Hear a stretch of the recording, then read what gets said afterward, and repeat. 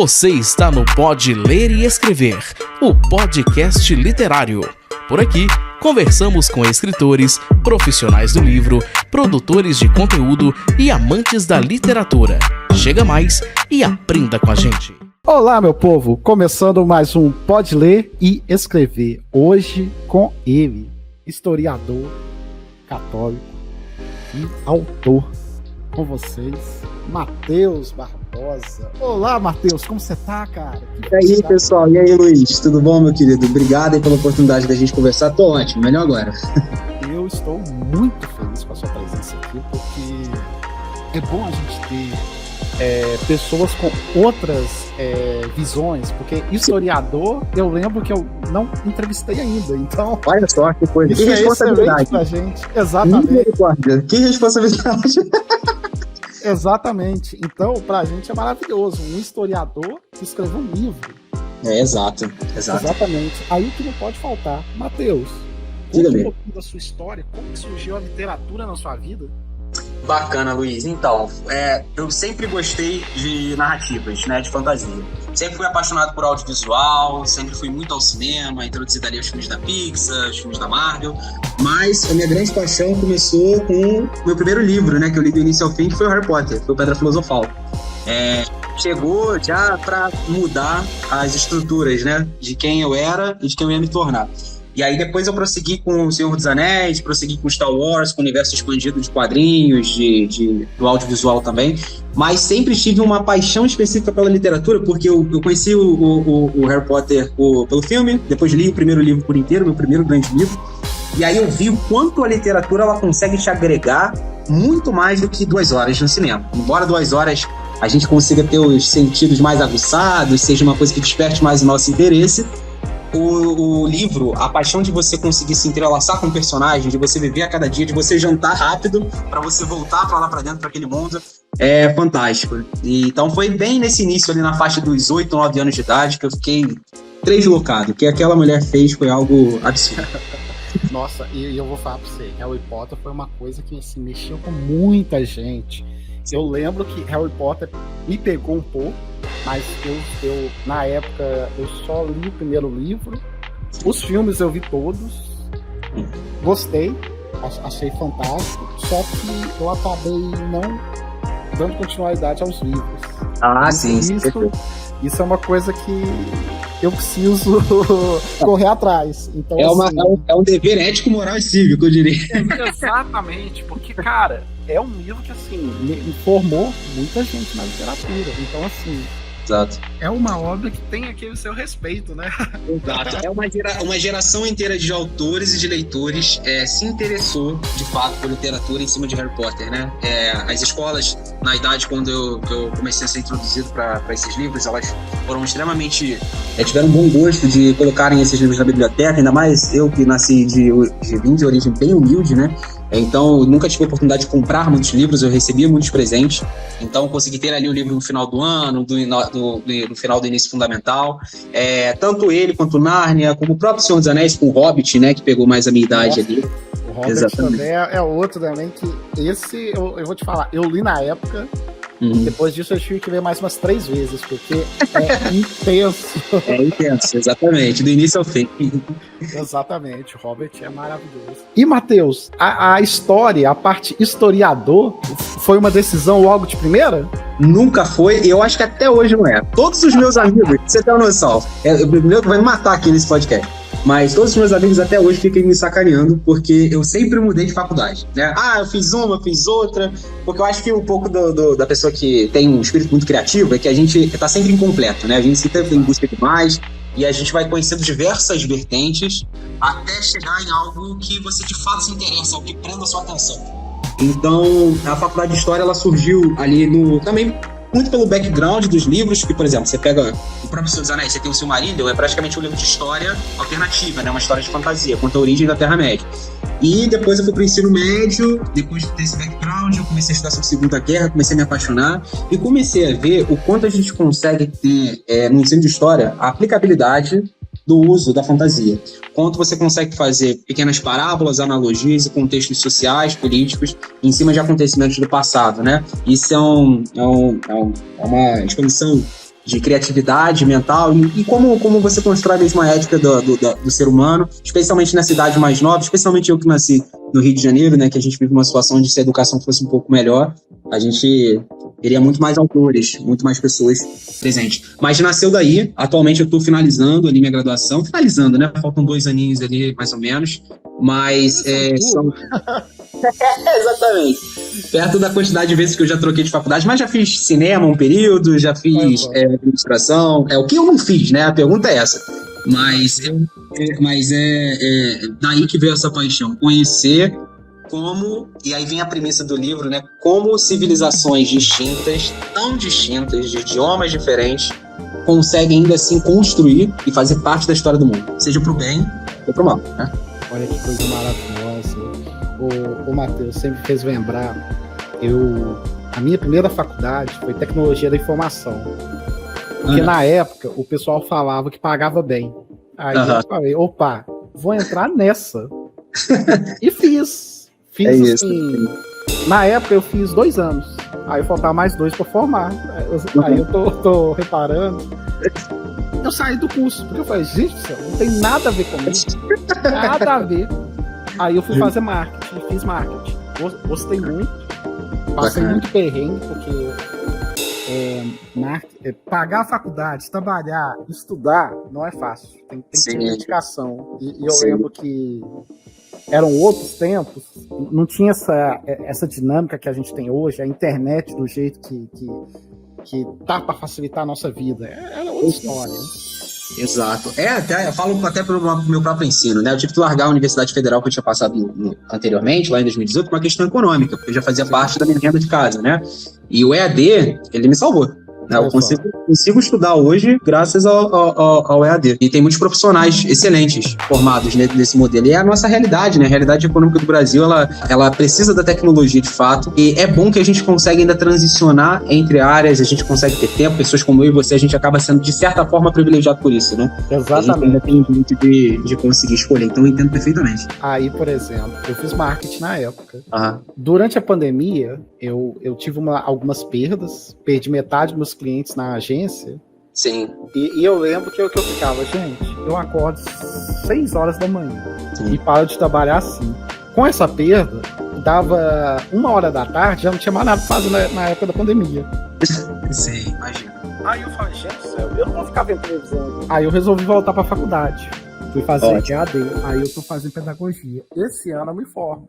Bacana, maneiro. Exato, mas é por isso que eu peguei esse gancho aqui, porque, gente, é um pulo, porque naquela época eu falei, vou fazer pra me realizar, porque na época que eu fiz marketing, eu fiz porque era uma coisa que eu gostava, isso aqui. Eu ainda não tava 100% completo, sabe? Sim, entendo. Aí perfeito. Quando eu fiz pedagogia, que eu falei, gente, que matéria gostosa. É muito revolucionário. Então, assim, hoje eu posso te falar. E isso é uma coisa que eu gosto. Eu não sei se eu vou desenvolver alguma coisa na área, mas o simples fato de ter aprendido coisas dentro dessa área mudou muito minha cabeça. Então, assim, com certeza. Eu tenho que dar meus parabéns para esse povo. E, Matheus, vamos aproveitar da onde que surgiu essa ideia de autor, cara?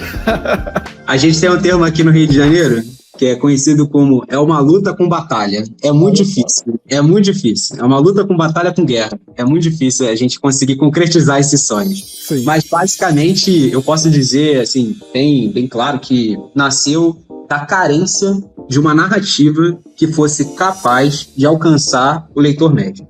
Uma das coisas que Harry Potter fez muito comigo é a leveza que a história é contada e, ao mesmo tempo, a complexidade que os temas são propostos. Uma história infantil trata de morte, de perda, de luto, de preconceito, de vingança, que é uma das coisas que Tolkien faz de maneira mais macro ainda, né? Um pouco mais adulta, que é sobre o sacrifício pessoal, o entendimento e como uma jornada pode lhe transformar, só que ainda assim de maneira divertida, de maneira leve, de maneira aventuresca. E ao final, quando eu terminei de ver os últimos filmes do Star Wars, Retorno de Jedi, acabou Harry Potter ali no cinema, e eu também acompanhei um pouco de Senhor dos Anéis, né? Ali pro finalzinho, quando comecei a me tornar de fato fã. eu comecei a sentir saudade de uma narrativa. Eu precisava expressar todo aquele sentimento que essas narrativas se propuseram pra mim. Eu falei, cara, como eu consigo fazer as pessoas se divertirem? Pessoas que nunca chegaram perto de um livro se divertirem. Mas assim, sem forçar a barra, sem tornar um personagem forçado, espalhafatoso, mas tornar um amigo. Né? Exatamente. Como eu consigo marcar, ou criar uma relação de identificação verdadeira com a literatura. Então, a partir daí, eu peguei muitos dos conflitos pessoais que eu tinha na época, né? Que eu sou, como eu falei, como você bem anunciou, eu sou católico, né? Mas eu já fui ateu anteriormente. E não militante, simplesmente um ateu, uma pessoa que estava convicta da sua não crença, por assim dizer. E até o momento eu tive uma experiência pessoal, não só sobrenatural com Deus, mas também principalmente intelectual, eu diria. Tive também uma experiência intelectual, de entender Deus com base no entendimento de filosofia, de metafísica. E, cara, que interessante, porque eu descobri isso de maneira mais leve possível e menos chata possível, que é o melhor de tudo com um jovem de 15, 16 anos de idade, né? Nossa, e aí, faz muita diferença. Exatamente. Graças aos meus catequistas, especialmente. E aí eu descobri e eu vi que o conflito que tinha dentro de mim eram dois conflitos extremos, entre uma pessoa que não queria acreditar e uma pessoa que queria muito acreditar. Mas a sociedade é assim. Depois que a gente vai se amadurecendo, a gente vai percebendo que naturalmente a sociedade é assim. E eu falei, cara, se eu quero conversar com o público sobre um tema que todo mundo entende, é sobre o existencialismo dela no meio do universo, no meio do cosmos. Quem sou eu? Pra onde eu vou? Será que eu tenho propósito? De fato. E principalmente, além de todos esses questionamentos que a gente tem que lidar dentro da gente, a gente também tem um outro. Ele pensa bem diferente. Ele pode até pensar, ter uma linha narrativa de eu também não acredito, eu também acredito, mas ele tem a própria maneira de pensar. E isso gera naturalmente conflito. E não tem nada mais legal na literatura do que você trabalhar conflito. É daí onde nasce de fato a história. Então eu comecei depois de muito tempo, foram 14 anos para pensar a história e ao mesmo tempo escrever o primeiro livro, que ainda faltam 3. Mas ao longo de 14 anos eu consegui transformar essa narrativa com base nos 3 protagonistas, né? Que foi um ladrão, o pior ladrão do mundo, que não quer saber de nada, nem do dia de amanhã. Uma princesa que é completamente diferente dele, extremamente ditadora, mão de ferro, que tem o seu senso de moralidade também, mas muito diferente de um ladrão que não quer saber do dia de amanhã. E de um mago extremamente certinho, engomadinho, chato com as regras, nervoso, ansioso, mas ao mesmo tempo muito disposto a fazer o que é certo. E os 3, eles começam a se entrelaçar de maneira tão natural que é uma coisa que eu sou muito chato com leitura, mas eu digo claramente que é impossível você não olhar para aquilo e não ver o seu grupo de amigos, não ver sua família, e como eles lidam com as questões seja um micro, né, do dia a dia, da casa, da cozinha, mas também do macro, do universo, as questões da humanidade. Então foi uma forma extremamente natural que eu quis trabalhar o sobrenatural. Ô, Matheus, você me falou do tempo de produção do livro. Sim. Que foi um período de 14 anos, né? 14 anos, exatamente. Alguns meses, algumas horas, alguns dias também. Aí é mais difícil de lembrar. Vamos falar um pouquinho dos desafios que você enfrentou para poder fazer essa montagem, porque assim, quem tá ouvindo a gente, às vezes pega o livro e já tá prontinho na mão, a pessoa lê, adora, ama, só que a pessoa não viu aquela dificuldade que você passou. Exatamente. Vamos contar um pouquinho como foi o seu processo criativo para montar ele, você conseguir escrever com tranquilidade, tinha que ter um ritual, como funciona para você? Então, tranquilidade é uma coisa que o autor não tem. O autor nacional, então, nunca vai ter isso, independente da circunstância. Nem tranquilidade financeira, psicológica, residencial, é uma pior do que a outra. Mas então, isso desafio, né? sempre tem. É a luta com batalha que eu te falei, exatamente isso. Mas eu posso dizer claramente que o processo, primeiro, eu escrevi uma primeira versão do livro, a primeira versão dos Arautos, que na época nem se chamavam Arautos. E foram 200 páginas, era um livro mais voltado para o público juvenil, ao invés de jovem adulto necessariamente, era bem juvenil, infanto-juvenil, e ele correspondia muito com a minha idade, né? Eu era um jovem de 15 anos, então eu estava escrevendo coisas da minha idade para trás. É onde meu intelecto, minha expertise iria, né?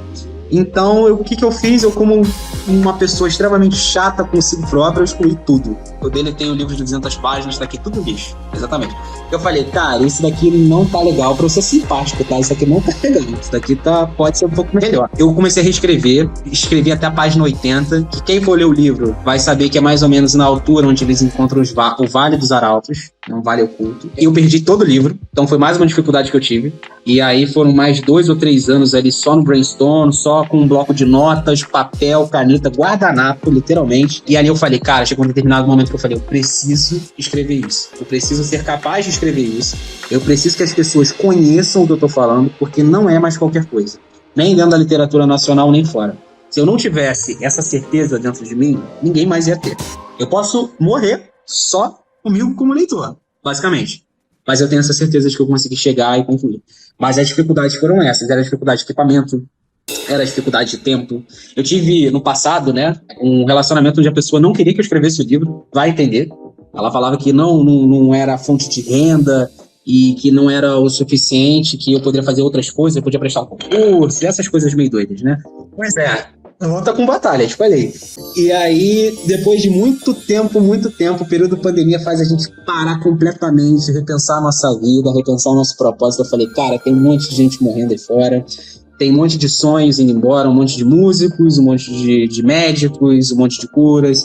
Se Deus me livre e guarde, mas se isso acontecer comigo, eu preciso deixar um legado aqui, nem que seja para uma pessoa só. E aí eu comecei o processo, comecei a focar, eram horas e madrugadas, e eu já tinha toda a história estruturada, Luiz. Toda, que era tanto tempo dedicado.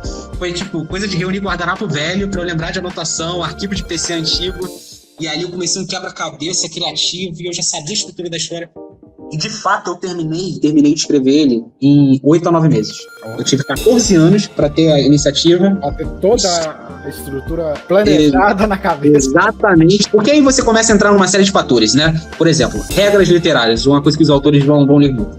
Os meus personagens, eles têm certas habilidades, né? Um controla as raízes de uma árvore, então ele consegue ter uma armadura feita de raiz. Mas a história, ela também se passa num mundo que é uma grande árvore. Então, até que ponto vai o poder daquele personagem? Até que ponto vai a habilidade? Quais são as regras que eu preciso criar e estabelecer para que depois eu não se aproveite disso narrativamente no futuro, e que eu torne difícil, porque os personagens eles não podem ser invencíveis, eles têm que naturalmente terem dificuldades e precisar de um ou outro, porque apesar do fio narrativo se dedicar ao ladrão, os dois personagens eles são tão protagonistas quanto, entendeu? Eles acompanham do início ao fim, então eu precisei criar muitas regras entre eles e é muito difícil, essa parte técnica é muito difícil. Não, imagino, porque você me fez lembrar agora, a gente entrevistou há pouco tempo atrás o Ramon, ele também demorou bastante tempo para finalizar o livro dele. E é um livro maravilhoso, mas a gente percebe a dedicação porque cada página tem detalhe. Sim. Tem detalhe. E eu tenho certeza que você deve ter pensado nessas questões todas. Com certeza. E Matheus, a parte de historiador te ajudou na construção desse livro? Como que foi? Olha, é o que fez toda a diferença, porque quando você é mais novo, quando você está no ensino médio, até depois que você passa por crises políticas como o país passou recentemente, você tem uma visão muito midiática do que significa um conflito entre duas ideologias. Quando você se aprofunda numa matéria histórica, da onde nasceram aquelas ideologias, como elas foram transformadas ao longo do tempo, como a aplicabilidade dela é diferente num país lá fora e como ela funciona aqui dentro. A própria lógica é completamente diferente, apesar de ter uma mesma premissa. Então você começa a entender que o mundo é muito mais complexo, que você não tem razão sobre as coisas, você não tem, apesar de você ter a sua certeza, você não tem razão de nada. Se você acha que você tem razão, você é um bocó, na maioria das vezes. E então, entender sobre conflitos, por exemplo, como nasceu o fascismo, como nasceu o comunismo, como o líder ele é criado de fato, né, e ele é exaltado no meio de uma situação desesperadora, tanto para um lado político quanto para o outro também, porque ditador não tem lado, ele serve apenas a si próprio, a seus interesses. Então isso ajudou bastante. E também as reconquistas e os conflitos políticos e religiosos ao longo da antiguidade, né? Você pega a Idade Antiga, a Idade Média, como o impacto que a religiosidade teve para a transformação do mundo em matéria de avanço científico, avanço intelectual, avanço de senso de moralidade e também de código de direito, né? Mas também a parte negativa, as mortes, as perseguições que extremistas tomavam em cima do nome de Deus. Então, é muito complexo. E eu, como religioso, eu busco sempre enxergar, como historiador, é uma linha bem interessante. Isso nunca entrou em conflito comigo, graças a Deus. Eu sempre vi como algo tipo, cara, é só um ser humano tratando as coisas de Deus da maneira errada, ou então um ser humano tratando as coisas erradas, às vezes, da maneira certa. O que acontece? Porque às vezes as pessoas simplesmente erram. E tá tudo bem, errar tudo bom. É só ela ter um pouquinho de conhecimento. E sem contar que uma coisa que eu percebo muito é que as pessoas não analisam certas coisas e vê que aquilo tem camadas. Exato. Por exemplo, você tem milhares e milhares de camadas. Você só é o Mateus porque aconteceu aquilo, Y, Z e assim por diante. Esse negócio de lado A, lado B, azul claro, azul escuro, rosa, cara, isso pra mim chega a ser até besteira, porque, gente, tem tanta camada. Exato. É você diminuir a complexidade do ser humano a uma bandeira, né? Exato. E sem contar um detalhe que eu acho que é importantíssimo. Você não pode ser a mesma pessoa de ontem, porque você vai evoluindo com o tempo. Exato. Então, assim, tem certas coisas que eu paro pra analisar, eu fico me questionando e fico pensando, gente, o mundo é mais fluido do que a gente imagina. Exatamente. Então, vamos aproveitar da melhor forma possível, na paz, na tranquilidade e de boa. E como é bom conhecer o diferente, Luiz. Como é bom você se deparar com alguém que pensa na base, na raiz, completamente diferente de você. Porque você vê no final que a pessoa tem uma pessoa boa, no caso, né? Que eu digo uma pessoa que respeita a liberdade individual do outro, respeita a opinião do outro, que ela tem uma opinião completamente diferente de você. E eu, como leitor, como autor, amo isso porque eu falo, é mais uma oportunidade de eu conseguir construir mais um personagem e ser uma pessoa um pouquinho melhor, ao invés de ter um conceito anterior sobre aquilo, um preconceito, né? Exato, exatamente. E uma coisa que eu gosto muito de falar aqui com o pessoal que fica nos ouvindo, gente, tem coisa que não tem que fazer sentido, não. Tem que fazer sentido, são vários. Exato, exatamente. Eu falo isso porque eu até citei esse exemplo no episódio do João. Mandar um abraço aqui pro João. Eu sempre tento reler alguns livros, por exemplo, O Pequeno Príncipe, que é um livro que me marcou muito. Eu acho esse livro maravilhoso. Fantástico. Sempre quando eu leio ele, releio, é outra sensação, é outra interpretação, é outra situação. Porque cada vez é um novo Luiz que vai acompanhar aquela história, é um novo Luiz que vai abrir o livro. O livro é o mesmo, o livro é um reflexo de você. Exatamente, e isso é maravilhoso. Maravilhoso mesmo. Mateus, eu queria entender um pouquinho mais dos seus personagens. Por que você escolheu um ladrão, uma princesa e um mago? O que eles têm em comum? Absolutamente nada. Eu acho que essa é a melhor parte. Eles não têm nada em comum. E eles não têm que ter nada em comum mesmo. Porque eu fiquei pensando, é uma gangue? Mas para ser uma gangue precisa ter uma formação? Eu acho que uma gangue se dá bem melhor do que os três, confesso. Porque o René, que é o ladrão, né? O René Barbosa, a cara Guinevere, que é a princesa ditadora, e o Athos, que é o aprendiz de mago, né? O último aprendiz de mago do mundo de Érida. Eles refletem muito boa parte dos leitores juvenis, né? Você tem pessoas, não como os leitores sejam ladrão, nem magos e nem ditadores, tá, gente? Só pra deixar claro. Mas eles têm a personalidade, o jeito como o René lida com as coisas, é uma coisa que desde que digam, que pensem, que falem, deixa isso pra lá, que há, que tem. É literalmente isso. Ele vive a vida dele, ele faz os rolês dele, ele lida com a vida da forma dele. Mas o René específico, se tratando assim, pra gente separar direitinho, o René, ele...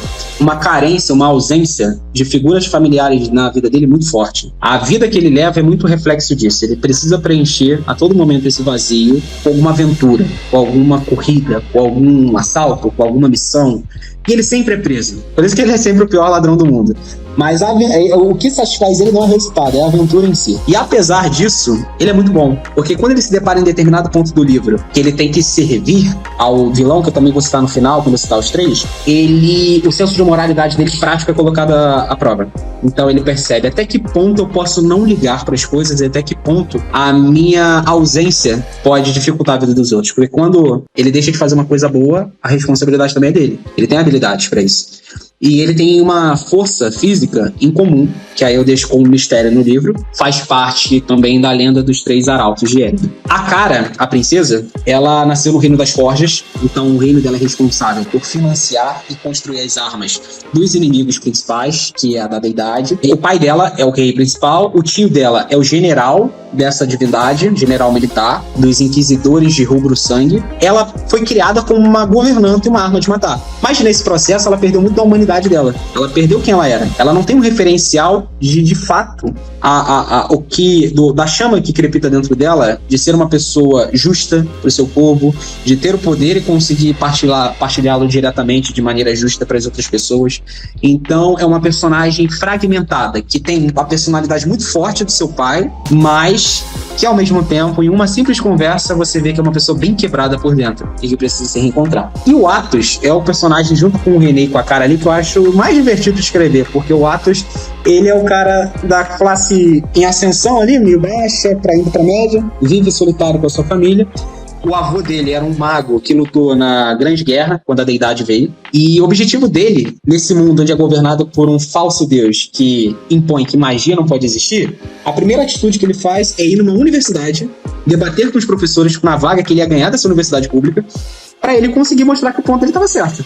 E ele vai contra a opinião dos professores. E ele vai nisso no mundo que é extremamente governado por uma divindade. Ou seja, tudo para dar M. Mas ele tem um senso de esperança, e ele é o único dos três que tem esse. Ele tem um senso ele é muito pé no chão, ele é muito certinho com as regras, mas ele tem um senso de que as coisas podem ser melhor. Então ele é o coração dos três. A Cara é a mente, o René é a motivação pura de que o líder deve ser, que vai crescer ao mesmo tempo, e o Athos é o coração, é onde está a essência dos arautos. E aí, só para frisar também, se não for tomar muito tempo, Luiz, falar sobre a divindade, que é o principal. Contextualizando, o mundo de Éreda é um mundo, literalmente, que ele vive no meio de uma nebulosa que ninguém conhece. Ele tem 4 continentes, e esses 4 continentes são ligados por uma raiz colossal, por uma árvore colossal. Então as raízes são espalhadas por esses 4 continentes. São informados por diversas culturas, por diversas ideologias, por diversos tipos de pensamento. E essas 3 sociedades, os magos, os reis e os guerreiros da Terra, que nasceram dentro dessa grande árvore, eles viveram em guerra por muito tempo. E eles tentaram fundar, em cima dessa grande árvore, uma cidadela dourada, com um sinal de que o todo estava acima do individual. Porque não adianta nada os reis se provarem como certos, os magos se provarem como certos, os guerreiros se provarem como certos, se isso no final vai fazer com que metade da população deles morram numa batalha, numa guerra, num conflito de fome, de peste. Então eles, por muitos anos, depois que eles fundaram essa cidadela, eles conseguiram erradicar pobreza, erradicar doenças, com o conhecimento que um e o outro tinham. Apesar de idiomas diferentes, apesar de pensamentos intrínsecos diferentes e grandes debates, eles tinham isso. Só que, como sempre, tudo que a gente precisa para ruir uma sociedade são de líderes ruins. Ao longo de eras, a sociedade de Éreda viveu bem dessa forma, mas começaram a entrar em conflito. E no momento de grande conflito entre essas 3 sociedades, um falso deus desceu dos céus. Ele se autonomenclaturou uma divindade. Ele disse que ele era o criador daquele mundo. E ele disse que era o responsável por distribuir a magia naquele mundo também. Então ele começou a colocar reis contra magos, começou a colocar magos contra guerreiros. E a sociedade simplesmente se implodiu de dentro para fora. 20 anos depois que essa divindade ainda governa, por um acaso que não existe, acontece da Cara, que é uma rainha, do Athos, que é um mago, e do René, que vai descobrir que é um guerreiro, o ladrão, conseguirem se unir para destituir esse falso deus do trono do mundo dele. Olha que história bacana, gostei. Ô Matheus, a gente falou da história, mas não falou o nome do livro. Verdade, bem lembrado. Matheus, aproveitando que a gente vai falar o nome do livro, vamos falar as referências. Eu gostei muito dos nomes dos personagens. Sim. Tem alguma referência nos nomes? Então, eu sou muito honesto, Luiz. Eu acho que eu queria criar nomes que fossem fáceis do público conhecer, que tivessem a fonética compatível com uma história mais fantasiosa, não tão comuns, especialmente aqui no Brasil, né? Só que eles têm alguns pequenos significados, sim. O René significa literalmente renascido. Isso faz parte muito da jornada dele. Exatamente, de um ladrão até conhecer a sua origem, ainda que ele tenha que abdicar muito e entender muito sobre o seu passado, porque, vale só dar um pequeno spoilerzinho aqui, ele perdeu a mãe e o pai por extremistas religiosos desse falso deus. Então, para ele aceitar que ele tem uma origem e um poder divino é muito difícil, quando você se depara com essa realidade. É muito difícil você aceitar um legado de morte, né? A Cara e o Atos são mais nomes que eu fui pela fonética, pela sonoridade, mas a Kara veio como homenagem aos quadrinhos, né? A prima do Superman, que é a Kara Zor-El, exatamente. E o Atos sempre foi um nome que sempre, sem motivo algum, estava na minha cabeça. Desde o princípio, desde a primeira versão de 200 páginas, tinha um Atos lá. E eu queria continuar com ele. Olha que coisa maravilhosa. E agora vamos pro nome do livro. Exato, exatamente. O nome do livro, ele foi inspirado, eu foquei muito mais na potência que ele vai ressoar ao longo de quem propaga do que necessariamente um significado. Sim. O significado de Éreda é a história dele. Então, o nome do livro é Os Arautos de Éreda, né? É Os Arautos de Éreda, o primeiro livro. Quando a pessoa perguntar o significado, minha primeira resposta para ela vai ser: eu só vou conseguir te explicar se você ler da página 1 até o final. Porque é impossível resumir Éreda no latim, no hebraico, no aramaico. Éreda é exatamente o que aquele mundo e o que aquela ideia de nações juntas significa. Entendi. Que fantástico, Matheus. Eu achei, assim, muito gostosa a forma como você explicou essas questões. E, Matheus, você já falou que demorou, assim, teve esse tempo para poder montar, teve os desafios. Agora que você já está finalizando esse primeiro livro, como que está sendo essa etapa de lançamento para você? Olha, ansiedade, em primeiro lugar. Né? A gente quer na nossa mão, a gente quer ver o quanto antes. Ele vai ser lançado pela editora luso-brasileira, né? Ases da Literatura, que vai publicar aqui no Brasil e em Portugal. É a versão física e e-book dele também. Então a gente está na fase... Eu sou uma pessoa exigente, coitada da minha editora. Então eles mandaram o arquivo final e eu pedi cerca de 100 alterações no texto. Beleza. Além disso, eu pedi algumas alterações na capa, porque estava excelente, mas era mais por um capricho, né? Óbvio, para não atrapalhar o processo de produção. Só que essas alterações no texto foram pensando nos outros 3 livros, porque eu precisava deixar situações ali onde eu começasse a plantar a semente. O primeiro, vale dizer, é Os Arautos de Éreda. O 2 é A Potestade Escarlate. O terceiro é Despertar de Impérios. E o último é As Cruzadas Celestes. Todos esses livros, eles têm a sua própria características, mas todos eles levam para o final. Eu estou escrevendo tudo isso para o final. O final, o nome Cruzadas Celestes não é à toa. E Matheus, você procurou uma editora. Sim. Como que foi esse processo? Você quis que fosse por uma editora? Ou você... Ah, não, eu acho que por editora vai ser um caminho mais fácil. Como foi para você essa questão? Quando você tem um aporte de uma editora que vai te publicar nacionalmente e internacionalmente, vai conseguir fazer a revisão do texto, a diagramação da capa, é muito melhor, você se sente mais seguro, especialmente quando tem renome, né? Hoje, as redes sociais, você pode blindar uma conta com 100 mil seguidores, mas significa que o engajamento daquilo ali pode ser nulo, por exemplo. Então a Ases, ela foi muito parceira nesse sentido, tanto em matéria de custo de produção, como também de tempo, de entender o meu processo, de entender o significado do que aquele livro tem para mim. Eles têm uma estratégia muito boa, que foi um dos motivos de eu querer lançar, né? Eles têm parcerias muito com escolas e com prefeituras. Então isso faz com que a crescente do livro não nasça apenas num público de classe média que vai ter a livraria na estante, porque a gente sabe que a realidade hoje é o autor novo, ele não vai ter o seu livro na estante no dia seguinte. Ele vai ter que criar um nome, criar uma reputação, até que o seu livrinho fique ali do lado de uma Suzanne Collins, de uma J.K. Rowling, de um Lewis, né? Então é tudo um processo. Então, primeiro de tudo, o processo começou em aceitar como funciona o mercado literário no Brasil, aceitar como funcionam essas situações. Tem um agradecimento aqui para deixar algumas pessoas, né? Ao Cybrand. Pode deixar, porque é importante. Exato. Aos patrocinadores, que é o Cybrand, Léo e Alan. Os 3 são aqui da minha empresa, né? Da Teamsoft. A gente é uma empresa de software. Inclusive, estou no escritório hoje. Obrigado por terem disponibilizado o espaço. E também agradecer a minha futura esposa, né? A Carol Gomes, porque sem ela nada disso ia ser possível. Eles chegaram junto, tanto de maneira motivacional como material. Eu já tinha uma grande reserva para conseguir fazer o livro, né? Eles conseguiram ali dar os toques finais que eu precisava. Mas é um processo, é uma aceitação de que você publicar o livro é só o início da jornada. Você tem que ter um mindset de marketing, você tem que ter noção e capacidade de qual o público comprador é. E é uma das coisas que eu tô pegando pequenos influencers, né, de marcas. Não os grandes, que os grandes a gente sabe que cobram 1.800 por um Reels com 50 mil seguidores. É complicado. Mas você pegar um cara que tenha 10, 12 mil seguidores, mais 600 interações numa publicação, que vai te cobrar um preço muito mais camarada, porque ele também quer crescer junto com você.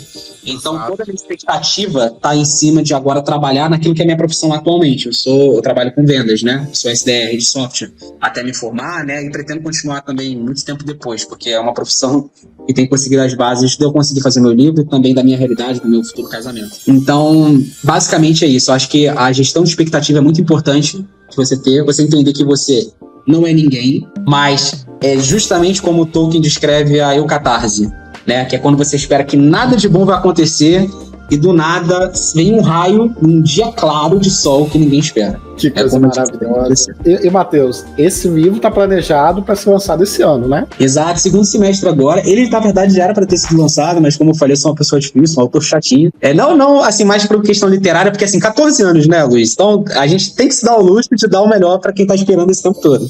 É um filho, você tem que ter dedicação. Exatamente. Eu tenho um afilhadinho, né? O Arthur, ele é um bebezinho agora, né? Mas quando eu penso numa geração como ele, eu sempre penso que eu tô escrevendo para ele também. Então, não adianta a gente colocar pela metade, pelo início, né?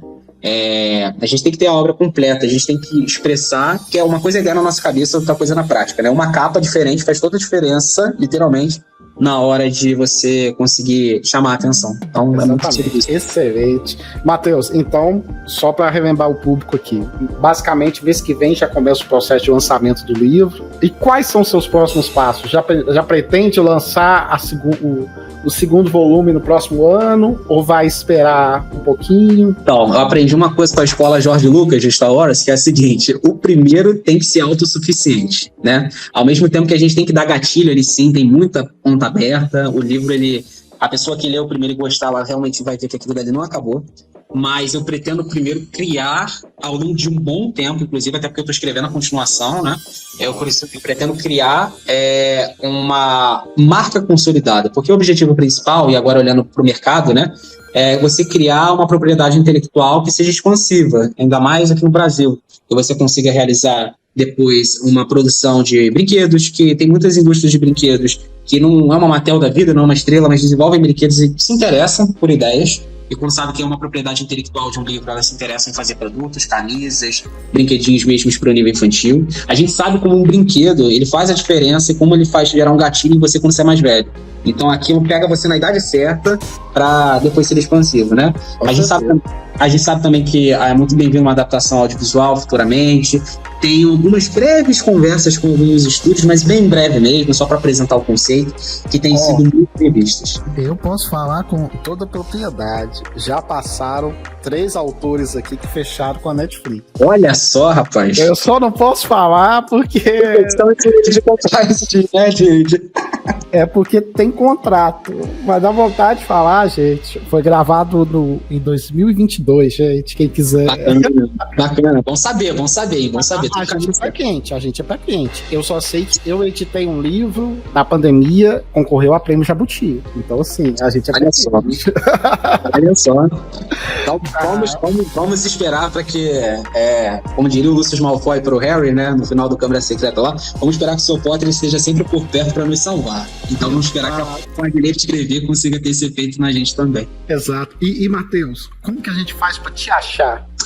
Instagram, @autor Matheus L. Barbosa, tá bom? E lá mesmo, eu tô finalizando o domínio do meu site, né? Eu tenho um site completo já, com a bios de cada personagem, cada raça do meu livro, como funciona a lógica de Érida, pra você conhecer um pouquinho mais. Não tem spoiler, mas é o suficiente pra convencer você a deixar de comprar aquele lanche no final do mês e conseguir comprar o meu e-book.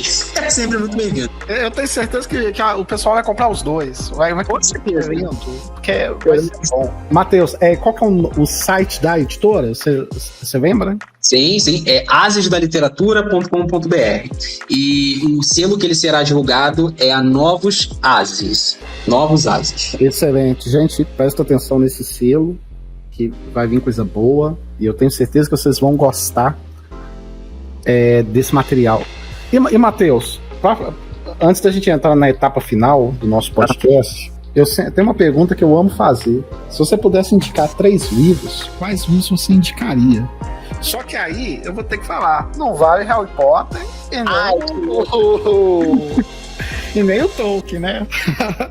Justo. Cara, eu vou ser bem diferente aqui. Vou ser bem diferente mesmo. Eu vou indicar o livro de ensino médio do primeiro, segundo e terceiro ano de história. Porque eu acho que tá fazendo muita diferença no país. E eu acho que não tem narrativa mais legal para você conhecer o que tá acontecendo no nosso país e no mundo quanto o livro de história. Autores novos, leiam e conheçam a história. Autores velhos, deem uma limpada naquele livro antigo, leiam os livros de história. Os 3 livros eu acho que eles são suficientes para que você consiga ser uma pessoa melhor. E eu digo isso sem exagero. E, claro, o melhor de todos, a Bíblia. Excelente. Aí sim, Matheus. Matheus, muito obrigado pela sua presença. Fico muito feliz por ter compartilhado um pouco da sua trajetória, por ter passado um pouco do seu conhecimento pra gente. Eu tenho certeza que muita gente vai sair daqui transformado. Eu tenho certeza que também muita gente vai sair feliz, porque eu acho que é o momento da gente ter o nosso momento de lazer. Eu tenho certeza que o nosso podcast faz isso com as pessoas. E, Matheus, antes da gente encerrar, você gostaria de mandar alguma mensagem para o nosso público?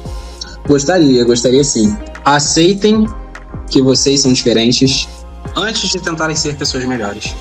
A gente só consegue ter um ponto de mudança quando a gente tem um ponto de partida. Então, autoconhecimento é tudo. Excelente, Matheus. Matheus, mais uma vez, muito obrigado. Fico muito Pode feliz. comigo, Luiz. Tamo junto, gente. E já está convidado para quando tiver com o livro em mãos, beleza? Com certeza, estaremos aí. Exato. E, gente, muito obrigado e até a próxima.